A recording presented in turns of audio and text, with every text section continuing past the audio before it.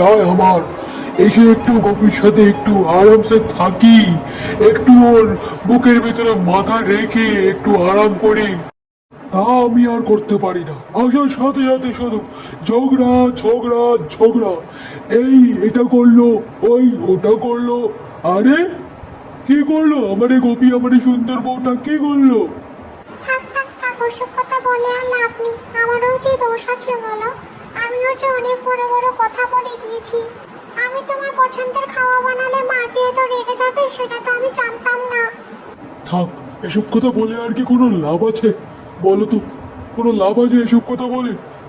যা কষ্ট করা তুমি তো করেছো, না আমি খেতে পারলাম না কোনো কিচ্ছু। যা অফিস থেকে আসলাম দেখলাম তোমার এই অবস্থা, এই অবস্থা, যে সারাটা দিন কষ্ট করেছে তার এই অবস্থা। সেটা কি দেখা যায় বলো? সেটা কি নিজের চোখে দেখা যায়? আমি এই আর কষ্ট তোমার দেখতে পারবো না।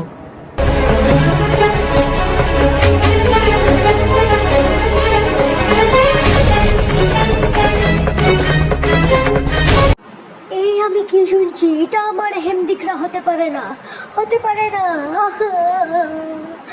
এটা আমার আমার ছেলে হতে পারে না। না মা, না, তুমি কাঁদবে না মা, তুমি কাঁদবে না। আমি যে তোমায় অনেক ভালোবাসি মা, অনেক ভালোবাসি, কিন্তু মা কখনো কখনো অন্যদের ফিলিংসটাও বুঝো মা।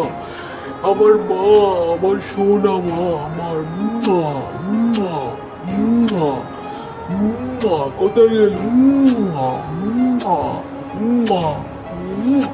আমার মা, আমার সোনা মা, আমার লক্ষ্মী মা।